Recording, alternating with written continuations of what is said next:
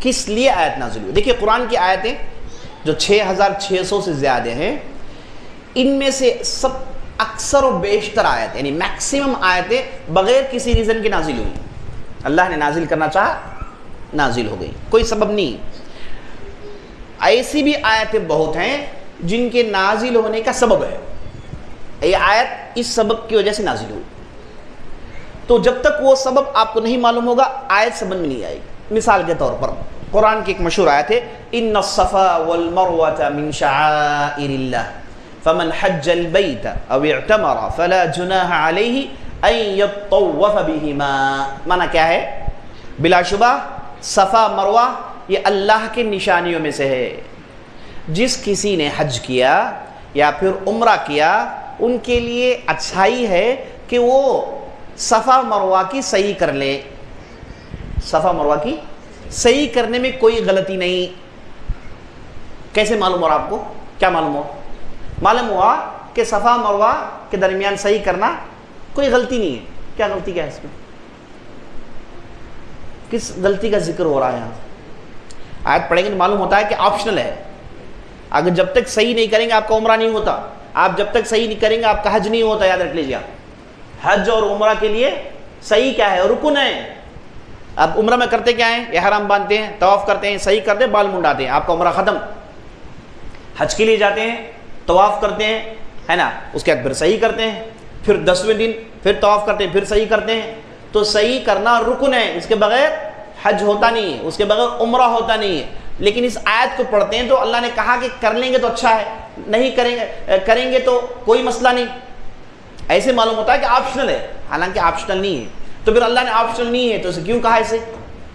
تو دیکھیے یہ صحابی سے پوچھا گیا کہ اس آیت سے تو ایسے معلوم ہوتا ہے کہ چھوڑنے میں کوئی غلطی نہیں ہے. صحابی نے کہا کہ نہیں یہ معاملہ ایسا نہیں ہے. یہ جو قریش ہوا کرتے تھے، یہ قریش صحیح نہیں کرتے تھے، طواف کر کے بال مڈا لیتے تھے. وہ کہتے تھے مکہ سے جو باہر سے آتے ہیں نا ان لوگوں کے لیے صحیح ہے، مکے والوں کے لیے صحیح نہیں ہے. مکہ سے باہر کوئی آتا ہے تو طواف کرے گا، صحیح کرے گا، اس کا جب جا کے عمرہ اور حج ہوگا. لیکن جو مکے والے ہیں ان لوگوں کے لیے صحیح کرنا کیا ہے؟ آپشنل ہے. صحیح نہیں کرتے تھے. مشرکین کیا کرتے تھے؟ قریش صحیح نہیں کرتے تھے. تو اللہ نے انہیں کہا، جب ان میں سے جو مسلمان ہو گئے وہ جب عمرہ کرنے لگے تو ان لوگوں نے جاہلیت کے طریقے پر صحیح چھوڑ دیا. تو اللہ نے اس آیت میں کہا کہ نہیں آپ کر لیجئے، اس میں کرنے میں کوئی ایمان کو لے کر کوئی دقت نہیں ہے. ایمان کو لے کر کوئی دقت نہیں ہے، یہ کرنا ٹھیک ہے. تو یہ آیت کا اگر آپ کو سبب نہیں معلوم ہوگا تو آپ سمجھیں گے کہ صفا مروہ کے درمیان صحیح کرنا کیا ہے؟ آپشنل ہے. اب جو لوگ کہتے ہیں کہ بھائی ہمیں صرف قرآن کافی، حدیث کی ضرورت نہیں، جہاں پر کپلے ہو جاتے ہیں ہے نا، پاگل پن ہو جاتا ان کا. ایسے کتنی آیتیں قرآن کے اندر جو کسی سبب سے جڑی ہوئی ہیں. جیسے ہم قرآن میں دیکھتے ہیں سورہ نور ہے نا، سورہ نور شروع کی آیتیں آپ اٹھا کر دیکھیے، اس میں زنا کرنے والے نعوذ باللہ ہے نا ان لوگوں کے لیے کیا سزا ہے سنائی گئی. یہ بات اگر آپ کو سبب نہیں معلوم ہو تو سمجھ میں نہیں آئے گا ہے نا. تو اس طریقے سے قرآن کے اندر بہت ساری ایسی آیتیں ہیں جن کا تعلق کسی نہ کسی سبب سے ہے. تو جب تک آپ وہ سبب نہیں جانیں گے وہ آیتیں سمجھ میں نہیں آئیں گی. جیسے سورہ اخلاص ہے، قل هو اللہ احد اللہ الصمد لم یلد ولم یولد ولم یکن له کفوا احد. یہ سورت مشرکین آئے نبی صلی اللہ علیہ وسلم کے پاس، آ کر کہنے لگے یا محمد انسب لنا ربک، اے محمد چلو بتاؤ تمہارے رب کون سے قبیلے سے ہیں. قریش قبیلے کا چڑھا ہوا تھا دماغ میں، تو انہوں نے کہا کہ تمہارا رب کون سا قبیلے سے. تو نبی صلی اللہ علیہ وسلم نے جواب میں کچھ نہیں کہا، اللہ نے یہ صورت نازل کر دی. اللہ کا انٹروڈکشن، کہہ دو کہ اللہ ایک اکیلا ہے، اللہ بے نیاز ہے، نہ وہ کسی کو جنتا ہے نہ وہ جنا گیا، مختصر یہ کہ اس جیسا کوئی اور نہیں. تو یہ مشرکین کے لیے جواب تھا. یہ مشرکین کے لیے انہوں نے جب رب کون ہے پوچھا تو یہ ڈیفینیشن اللہ نے نازل کیا. تو آپ کو معلوم ہو گیا کہ اللہ کو پہچاننے کے لیے صورت چاہیے، اسی لیے سے سورہ اخلاص کہتے ہیں. تو اس طریقے سے آپ کو اسباب معلوم ہو تو آیتیں سمجھ میں آئیں گی. بہت ساری ایسی آیتیں ہیں، تفصیل میں جانے کا موقع نہیں، صرف میں اشارہ آپ کو کر رہا ہوں. تو آیتیں ایسی بھی ہیں جو کسی نہ کسی سبب سے جڑی ہوئی ہیں. جب تک آپ وہ سبب نہیں معلوم ہوتا آیت آپ کو سمجھ میں نہیں آئے گی. تو انہیں کہتے ہیں اسباب النزول. کیا کہتے ہیں؟ کیا کہتے ہیں؟ اسباب، سب کہیے اسباب النزول، اسباب النزول. جب آپ نے اسباب النزول کیا ہے جان لیا، اس سے جڑی ہوئی ایک اہم بات جان لیجئے. اس سے جڑی ہوئی اہم بات کیا ہے، بلکہ اسے ایک فارمولا کہیے، العبرۃ بعموم اللفظ وليس بخصوص السبب. اگر آپ لکھنا چاہیں تو لکھ لیجیے، یہ بہت بہت اہم ہے. العبرۃ بعموم اللفظ، العبرۃ العبرۃ بعموم اللفظ، بعموم اللفظ، العبرۃ بعموم اللفظ وليس بخصوص السبب، وليس بخصوص السبب، وليس وليس بخصوص، وليس بخصوص السبب. کون دہرائیں گے؟ بولیے، بیٹھ کے بول کوئی مسئلہ نہیں.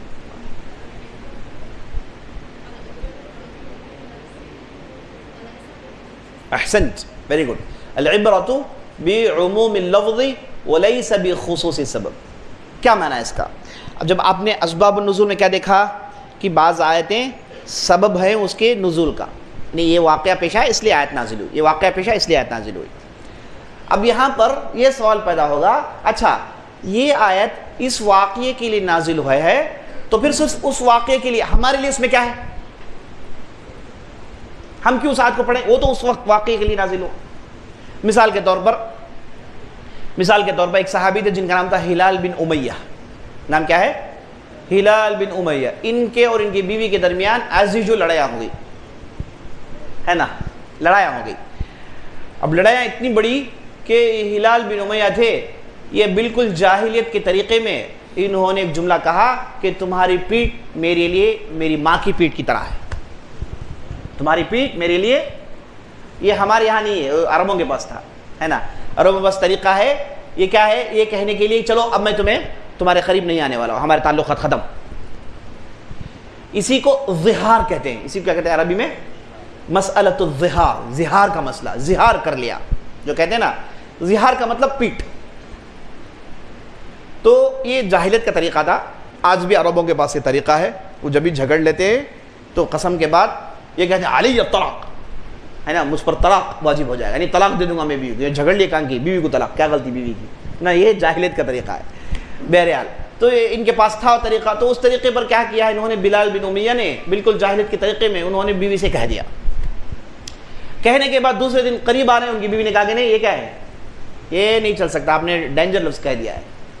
اب اس کا مسئلہ جو ہے مجھے نہیں معلوم جب تک کہ میں نبی صلی اللہ علیہ وسلم سے پوچھ نہیں لیتی. وہ گئی نبی صلی اللہ علیہ وسلم کے پاس، جا کر ان کا نام تھا خولہ. انہوں نے نبی صلی اللہ علیہ وسلم سے پوچھا تو نبی صلی اللہ علیہ وسلم نے کہا کہ نہیں معلوم. جھگڑنے لگی. بولیں آپ کو نہیں معلوم کون بتائیں گے، ہے نا. قرآن میں یہ جو اس کے بعد جو آیت نازل ہوئی اسے سورہ مجادلہ کہتے ہیں. جھگڑنا، مجادلہ کا مطلب جھگڑنا. وہ آئی جھگڑ رہی تھی نبی صلی اللہ علیہ وسلم بس، یہ کہ آپ خاموش ہیں، بولیے کیا کرنا ہے. تو اس کے بعد اللہ نے آیت الظہار نازل کیا. آیت الظہار میں اللہ نے یہ کہا کہ جو بھی یہ کہے گا اگر وہ رجوع کرنا چاہتا ہے تو اسے کفارہ ادا کرنا پڑے گا. کفارہ کیا ہے؟ یہ غلام کو رہا کر یا پھر 60 مسکینوں کو کھلائیں پلائیں. وہ بھی نہیں کر سکتا تو پھر 60 روزے رکھیں. اللہ نے یہ نازل کیا. یہ کس کی وجہ سے ہوا پورا میٹر؟ نام کیا صحابی کا؟ ہاں یہ بھی صحابی، یہ بھی ایک روایت ہے. ہلال بن امیہ سے، اوس بن ثابت سے بھی ہے. بہرحال تو یہ جو تھا یہ سبب سے یہ واقعہ پیش آیا. تو پھر کیا ہم یہ آیت الظہار کے تعلق سے کہیں گے کہ بھئی ہمارے لیے نہیں، صرف وہ صحابی کے لیے تھا کیونکہ ان کے لیے تھا نازل ہوا، جواب انہی کے لیے نازل ہوا. یہ ان کے لیے تھا، میرے لیے کہیں گے آپ؟ نہیں کہہ سکتے. اسی طریقے سے ایک صحابی جن کا نام تھا عجلانی، ایک صحابی، وہ ان کی بیوی آئی نبی صلی اللہ علیہ وسلم مجلس میں. انہوں نے، یا پھر یہ عجلانی نبی صلی اللہ علیہ وسلم مجلس میں آئے اور انہوں نے اپنی بیوی کے تعلق سے قذف کیا. قذف کہتے ہیں تہمت لگانا. کہا کہ یہ فلاں ایسا اس عورت نے ایسے کر دیا، ایسا اس نے برائی کی، ایسے اس نے زنا کیا نعوذ باللہ فلاں کے ساتھ، اسے کہتے ہیں قذف۔ کسی بھی عورت پر یا پھر مرد پر ان کی کردار کو لے کر کلام کرنا کہ یہ ان کا تعلق ہے، ان کا تعلق، اسے کہتے ہیں قذف۔ جب بھی کوئی آدمی قذف کرے، دلیل نہ لائے تو 80 کوڑے مارے جائیں گے۔ دلیل نہیں دیا، ایسے پھینک دیا، جیسے ہمارے معاشرے میں پتہ نہیں کتنے لوگوں کو مارنے پڑیں گے ہمارے معاشرے میں، نہ پیٹ لال ہو جائے گی، 80 کوڑے ماریں گے، ہے نا۔ تو یہ قذف کہتے ہیں جو مومن نہیں کرتا۔ تو یہ آئے، انہوں نے قذف کیا تو نبی صلی اللہ علیہ وسلم نے پوچھا کہ بھائی دلیل دو، ان کے پاس دلیل، کہا کہ میں نے دیکھا ہے، میں نے دیکھا ہے، ایسے ہوا ہے۔ تو اگر ایسا ہو جائے تو یہاں پر ملاعنہ ہوتا ہے، آیت اللعان نازل ہو۔ ملاعنہ کیا ہے؟ یہ 4 مرتبہ قسم اٹھا کر کہیں گے کہ میں نے جو دیکھا، میں نے جو کہا صحیح ہے، اگر جھوٹا ہوں تو مجھ پر اللہ کی لعنت ہو۔ 4 مرتبہ قسم، 5ویں مرتبہ اپنے اوپر لعنت بلائیں گے۔ اب وہ جو عورت جو انکار کرتی ہے، وہ کہے گی، وہ بھی اسی طریقے سے قسم اٹھائے گی، اور 4تھی 5ویں مرتبہ اپنے اوپر لعنت بھیجے گی۔ یہ جو بول رہے جھوٹے ہیں، یہ جو بول رہے جھوٹے ہیں، جو بول رہے جھوٹے ہیں، جھوٹے ہیں، اگر یہ سچے ہیں، میں جھوٹی ہوں تو مجھ پر اللہ کی لعنت ہو۔ اسے کہتے ہیں ملاعنہ۔ اب ملاعنہ ہونے کے بعد ابدی طلاق ہے، پھر 2 مل نہیں سکتے، لعنت مانگنے کے بعد پھر کہاں مل سکتے ہیں؟ ابدی جو ہے ملاعنہ ہو جاتا ہے۔ تو یہ واقعہ پیش آیا، ایک صحابی جن کا نام تھا عجلونی، ان کے بیوی کے ساتھ جب مسئلہ پیش آیا تو یہ سورہ قرآن کے اندر یہ آیت ملاعنہ کی آیتیں نازل ہوئی۔ تو کیا ہم یہ کہیں گے کہ یہ ملاعنہ کا مسئلہ صرف عجلونی سے تھا، اس کے بعد کے کسی کے ساتھ نہیں؟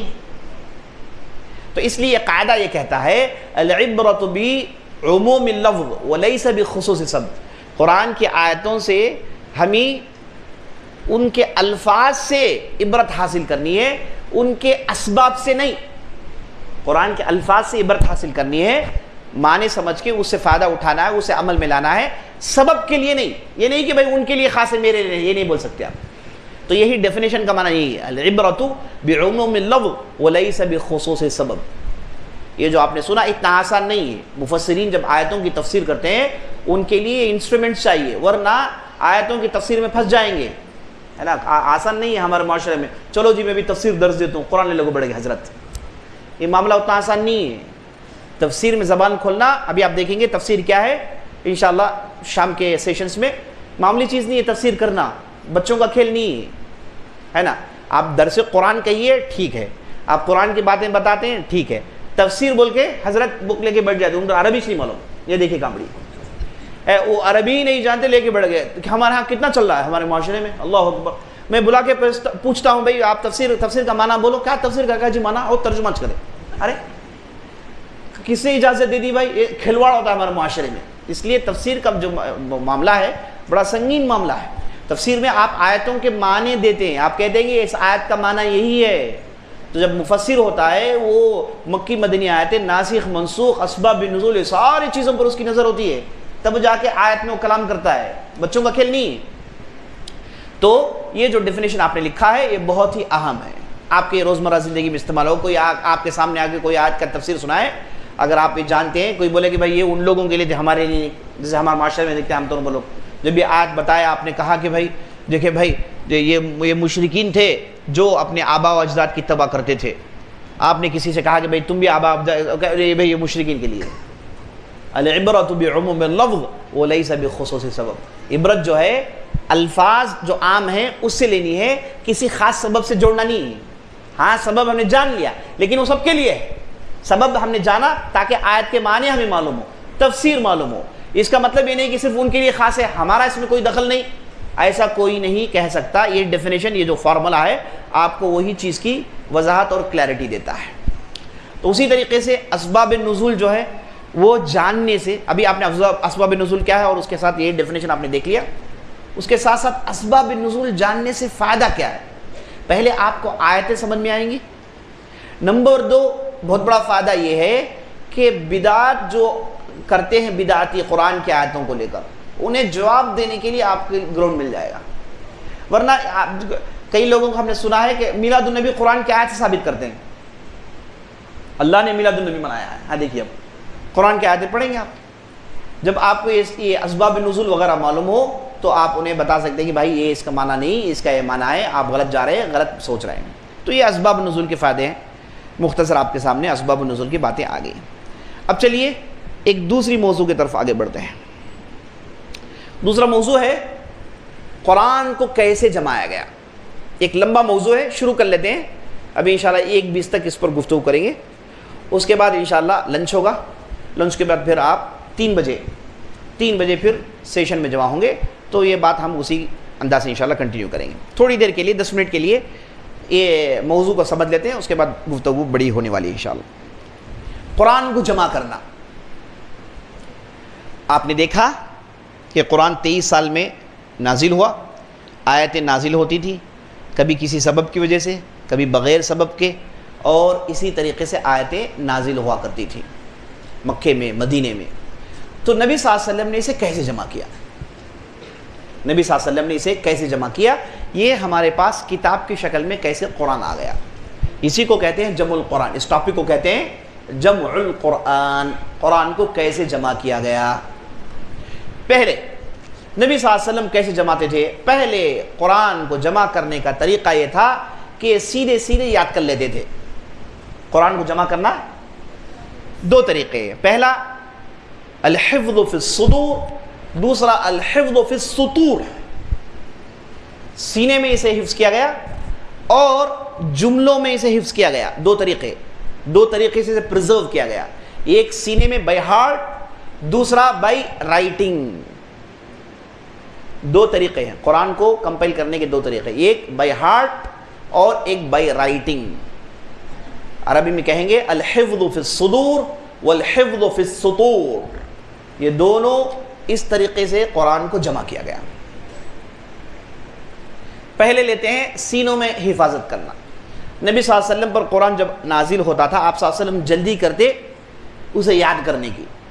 آپ صلی اللہ علیہ وسلم جب جلدی کرنے لگے تو اللہ نے قرآن میں کہا فلا تعجل بالقرآن, قرآن سے جلدی مت کریے. ان علینا جمعہ وقرآن, بلا شبہ اسے جمع کرنا پڑھنا یہ ہماری ذمہ داری ہے. آپ کے سینے میں اسے بٹھانا یہ ہمارا کام ہے. آپ جلدی مت کریے, آرام سے سنیے بس. تو اس کے بعد نبی صلی اللہ علیہ وسلم نے جلدی کرنا چھوڑ دیا. وہ سیدھے سیدھے نبی صلی اللہ علیہ وسلم کے سینے میں بیٹھ جاتا تھا. اور نبی صلی اللہ علیہ وسلم کے پاس قرآن نازل ہو تو کرتے کیا تھے؟ مکہ کے زمانہ ہو, مدینے کا زمانہ ہو, اسے لے کے نماز پڑھتے تھے. مکے کے زمانے میں صبح شام نماز ہوتی تھی. جب سے اسلام آیا, جب سے قرآن نازل ہونا شروع ہوا, تب سے نماز تھی. مکے کے زمانے میں 2 وقت پڑھتے تھے, صبح شام پڑھتے تھے. جیسے کہ قرآن اقیم الصلاۃ بطرفی النہار وزلفا من اللیل, اے نبی صلی اللہ علیہ وسلم نماز قائم کریے دونوں ایڈجس میں, رات اور دن کے, صبح کے ایڈج میں, رات اور دن کے شام کے ایڈج میں. رات اور دن جب جمع ہوتے ہیں صبح کے وقت, شام کے وقت, اس موقع پر آپ نماز پڑھیے. یہ قرآن میں حکم ہے. تو پھر 2 وقت کی نمازیں بس. یہاں پر آپ کو کیا معلوم ہونا چاہیے؟ پہلے کون سی آیت نازل ہوئی, بعد میں کون سی آیت نازل ہوئی, معلوم ہونا چاہیے. دوسری آیت میں اللہ نے 5 وقت کا ذکر کیا ہے. تو یہ پہلی آیت مکے کے زمانے کی آیت جس میں اللہ نے صبح شام پڑھنے کا حکم دیا ہے. تو جیسے ہی قرآن کا نزول شروع ہوا, نمازیں شروع ہو گئی. نبی صلی اللہ علیہ وسلم نماز پڑھتے تھے صبح شام, صحابہ کو لے کر چھپ چھپ کے نماز پڑھتے تھے. کبھی کسی کے گھر میں, کبھی کسی گھاٹی میں, کبھی کسی میدان میں چھپ چھپ کر نماز پڑھتے تھے, کیونکہ مشرکین پسند نہیں کرتے تھے. اور جب عمر بن خطاب اسلام قبول کیے, انہوں نے ہی کیا, کہا کہ چھپ چھپ کے کیوں پڑھیں گے, حرم میں پڑھیں گے ہم نماز. لے کر آئے اور حرم میں نماز انہوں نے پڑھی. یہ اسی لیے عمر بن خطاب کا اسلام قبول کرنے کے بعد اسلام کو طاقت ملی, جو کہتے ہیں وہ یہی ہے کہ انہوں نے برملا حرم کے اندر نمازیں شروع کر ڈالی تھی. 2 وقت کی نمازیں ہوتی. اور نبی صلی اللہ علیہ وسلم نماز میں پڑھتے کیا تھے؟ قرآن. نماز میں نبی صلی اللہ علیہ وسلم قرآن ہی پڑھتے. اس کے علاوہ کیا تھا؟ سورہ فاتحہ پڑھے, کوئی سورہ پڑھا. اب پیچھے جو قوم تھی, کون سی قوم؟ قریش, عرب. ان کی خوبی کیا تھی؟ عربوں کی بستیاں روم اور کسرا جیسے ڈیولپ تھے. ان کے ہاں مینوفیکچر یونٹس تھے, ان کے ہاں انڈسٹریز تھے, ان کے ہاں سیولائز بستیاں نہیں تھا کچھ بھی نہیں. عرب یہ بیڈوین لوگ تھے, بدو لوگ تھے. ان کی بستیاں ڈیولپ نہیں تھی, بھوک ماری تھی. عام طور پر لوگ بھکاری تھے, وہ لوگ بھوک سے مر جاتے تھے. ان کی بستیاں کوئی ڈیولپ نہیں تھا. یہ تو خانہ بدوش لوگ, چٹیل زمین, صحرا, ڈیزرٹ تھی, تپتی ہوئی دھوپ تھی. یہاں کوئی سویلائزیشن کبھی بنائی نہیں. رومنس آئے تھے, چھوڑ کے چلے گئے. کسرا وہ لوگ آئے, بولے کہ یہاں کون رہے گا, چلے گئے, کیونکہ ان کی بستیاں ٹھنڈی تھی. یہ عرب تو تپتا ہوا صحرا ہے نا, یہاں کون رہے گا. یہاں پر گنتی کے چند لوگ رہتے تھے بس، اور ان کی خوبی یہ تھی کہ یہ کسی دوسرے تہذیب سے مکس نہیں ہوتے تھے، کسی سے مکس ہونا ان کے ہاں تھا ہی نہیں، یہ اپنے اپنے علاقے میں، کوئی ان کے پاس کوئی مشغلہ نہیں، عربوں کے پاس اسلام سے پہلے کوئی مشغلہ تھا ہی نہیں، شراب پینا اس کے علاوہ کوئی مشغلہ تھا نہیں، صرف ایک ہی مشغلہ تھا، مشغلہ کیا تھا؟ شعر و شاعری، زبان دانی، زبان کو لے کر سیریس، اسی لیے اپنے آپ کو عرب کہتے تھے، عرب کا مطلب بولنے والا، اور جو لوگ عرب نہیں تھے اسے کیا کہتے تھے؟ عجم، عجم کا مطلب گونگا، عرب جو اپنے آپ کو عرب کہتے تھے دوسروں کو عجم کہتے تھے، عجم اس لیے کہ انہیں بولنا نہیں آتا، وہ کہتے صرف ہمیں بولنا آتا تھا، بولنا کرنا یہ ہمارا شیوا ہے، ہم ہی بولنا جانتے ہیں، تو زبان دانی کو لے کر پاگل تھے، شعر و شاعری کو لے کر پاگل تھے، اگر کسی قبیلے میں کوئی شاعر پیدا ہو گیا ان کے لیے عید تھا، ان کے ہاں لڑاکو پیدا ہوں، لڑنے والے پیدا ہوں، بڑے بڑے لوگ پیدا ہوں، لڑنے کے لیے خوش نہیں ہوتے، اگر کوئی شاعر پیدا ہو جائے خوش ہو جاتے، کیونکہ زبان دانی میں جواب دیتا ہو، شعر و شاعری میں سامنے قبیلے کو خاموش کرتا، اپنے قبیلے کی بڑائی بیان کرتا، جو کہ ایک تلوار لے کے نہیں کر سکتا ہو، لڑنے والا، تو شاعروں کو لے کر بڑے سیریس تھے۔ ہم مارکیٹ جانتے ہیں، مارکیٹوں میں ہوتا کیا تھا؟ ہمارے مارکیٹیں لگتی ہیں، ہم مارکیٹ میں کیا کرتے ہیں؟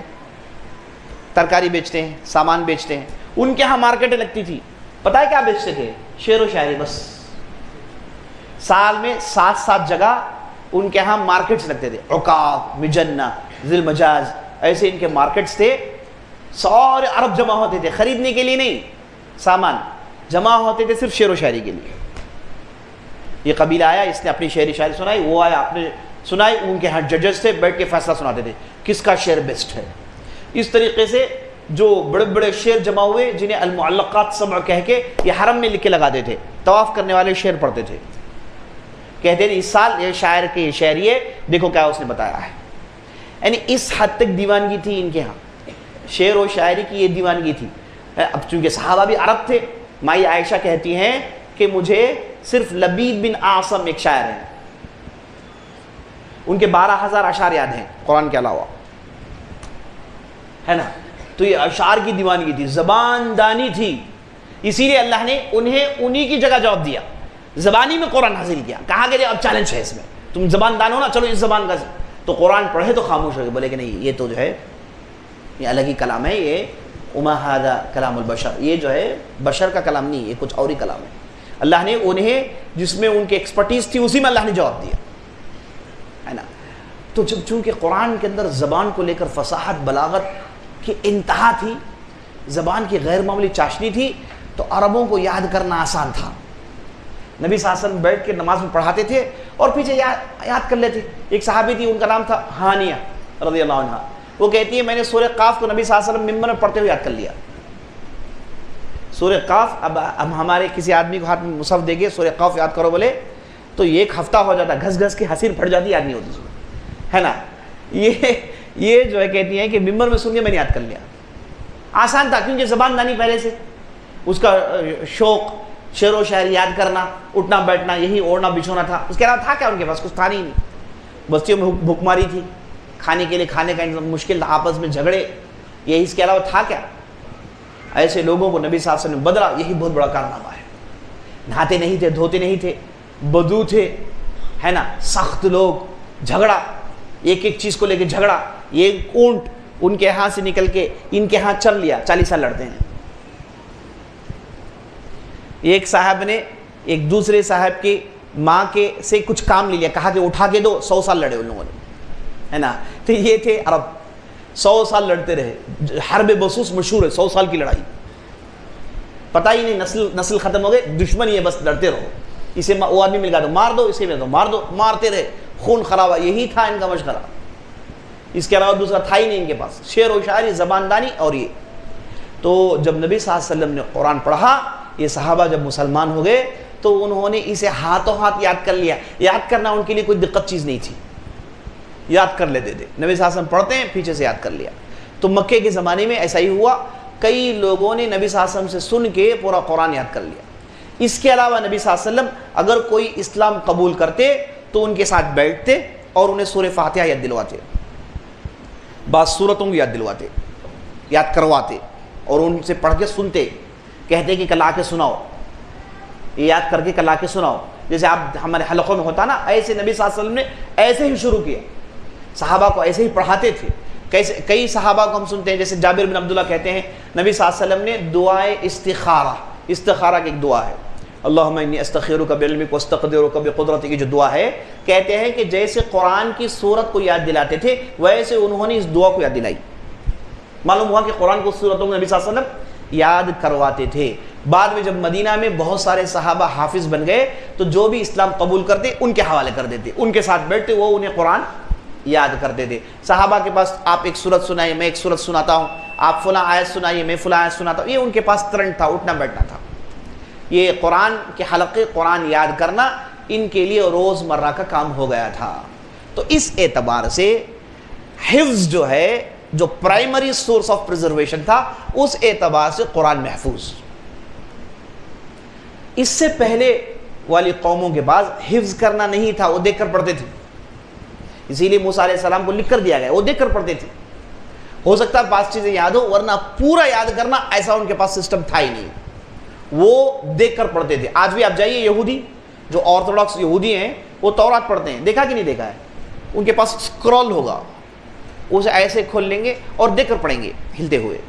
جا کے یوٹیوب ماریے کہ یہ جو جیوز جو ہیں وہ کیسے تورات پڑھتے ہیں، ایسے پڑھیں گے. ان کے پاس اسکرول ہوگا، وہ کھول لیں گے اور دیکھ کر پڑھیں گے. یہودیوں میں دو قسمیں ہیں، ایک ہے جوڈائزم، ایک ہے زیونزم. جوڈائزم جو آرتھوڈاکس ہوتے ہیں، جن کی بڑی بڑی داڑیاں ہوتی ہیں، ان کی عورتیں پردہ کرتی ہیں، ہے نا، انہیں یہود حرادیم کہتے ہیں، ہے نا. اور انہیں جو ہے امریکہ اور بیلجیم وغیرہ میں بہت بڑی تعداد میں، یہ ہے نا اسرائیل کے خلاف ہیں، فلسطین پر ظلم کے خلاف ہیں. یہ باقاعدہ اسرائیل کی جو حکومت ہے اس کے خلاف ہے. کہتے ہیں کہ یہ اللہ کی سزا ہے، یہ اللہ کی طرف سے عذاب ہے. اور وہ ہے نا، اس کا نام نتن یاہو کو شیطان مانتے ہیں. یہ آرتھوڈاکس جیوز ہیں، یہ بہت بڑی تعداد میں آج بھی دنیا میں ہے. ایک ہے زیونسٹ، جنہیں زیونزم فالو کرنے والے. زیونسٹ، انہیں عربی میں صہیونیت بھی کہا جاتا ہے. یہ وہ لوگ ہیں جو اسرائیل کے اندر حکومت قائم کرنا چاہتے ہیں. تورات کے حساب سے یہودیوں کے لیے حکومت قائم کرنا جائز نہیں جب تک کہ ان کا آخری مسیحا نہ آ جائے. ان کا آخری جو مسیحا ہے وہ آئے گا، وہی حکومت قائم کرے گا، ورنہ کسی کے لیے حکومت قائم کرنا جائز نہیں. وہ ہمیشہ مسلمانوں کے انڈر رہیں گے. یہ کہتے ہیں، صاف صاف کہتے ہیں. یہ جو زیونسٹ ہیں، انہوں نے کہا کہ نہیں، ہم ہماری حکومت قائم کریں گے. اور یہ زیونسٹ جو یہودی ہیں، ان کے ساتھ بہت سارے عیسائی بھی ہیں، غیر عیسائی بھی ہیں. یہ زیونسٹ ایک آئیڈیا ہے جو یہ کہتا ہے کہ اسرائیل اور گریٹر اسرائیل بناؤ. اس کے پیچھے بہت لمبی تفصیل ہے. تو بتانے کا مقصد یہ ہے کہ یہ تورا آج بھی دیکھ کر پڑھتے ہیں، یاد کرنا ان کے پاس سسٹم نہیں ہے، آج بھی دیکھ کر پڑھتے ہیں. تو یہ صرف مسلمانوں کے پاس اللہ نے نعمت نازل کی کہ یہ دیکھ کر نہیں پڑھتے بلکہ یاد سے پڑھتے. ہمارا بچہ نماز پڑھتا ہے، سورہ فاتحہ یاد کیا ہوا ہے، اسے کم از کم سورت یادیں یاد کر کے پڑھتے ہیں. تو یہ پہلا طریقہ حفظ کے ذریعے سے قرآن کو یاد کر دیا گیا ہے. اور یہ جو عرب تھے، یہ لکھنا پڑھنا بہت ہی کم جانتے تھے. یہ لکھ کر پڑھنا بہت ہی کم جانتے تھے. اکثر و بیشتر صحابہ لکھنا پڑھنا نہیں جانتے تھے. یہاں تک کہ نبی صلی اللہ علیہ وسلم کو لکھنا پڑھنا آتا نہیں تھا. آپ صلی اللہ علیہ وسلم لکھ کر نہیں پڑھ سکتے تھے. آپ صلی اللہ علیہ وسلم امی تھے، لکھنا پڑھنا نہیں آتا. ان کا امی ہونا نبی بننے کی بہت بڑی دلیل ہے کہ نہیں؟ ایک آدمی جو لکھنا پڑھنا نہیں جانتا، وہ ایسی باتیں بتاتا ہے، تو پھر کون ہے بھائی ان کے پیچھے؟ ان کے پیچھے اللہ ہے جو ان کی طرف وحی کیا ہوا ہے. تو نبی صلی اللہ علیہ وسلم کی صداقت کے لیے، نبی ہونے کی صداقت کے لیے بہت بڑی دلیل ہے کہ وہ لکھنا پڑھنا نہیں جانتے. آپ صلی اللہ علیہ وسلم لکھنا پڑھنا نہیں جانتے. عام طور پر عرب لکھنا پڑھنا نہیں جانتے تھے. تو انہوں نے یاد کیا. ایسی قوم جو یاد کرنا جانتی ہے، ان کا مشغلہ تھا، ان کے درمیان قرآن نازل ہوا تو انہوں نے پورا یاد کر لیا. زید بن ثابت کہتے ہیں کہ جب نبی صلی اللہ علیہ وسلم مدینہ آئے، وہ انصاری صحابی تھے، جب نبی صلی اللہ علیہ وسلم مدینہ آئے اس وقت مجھے 70 سورتیں یاد تھیں. انہوں نے مصعب بن عمر سے یاد کر لیا تھا، سن کے یاد کر لیا تھا. تو سن کے یاد کرتے تھے، یہ ان کے ہاں ٹرینڈ تھا. یہ جاری آج تک ہے. ہم لوگ کتاب پر ڈپینڈ نہیں کرتے. مثال کے طور پر جتنے بھی ہمارے پاس مصاحف ہیں، نعوذ باللہ اگر یہ کسی نے جلا دیا تو ہم واپس 1 منٹ بھی زیادہ ہے، اس سے بھی کم واپس لا سکتے ہیں، کیونکہ ہمارے پاس سینے میں محفوظ ہے.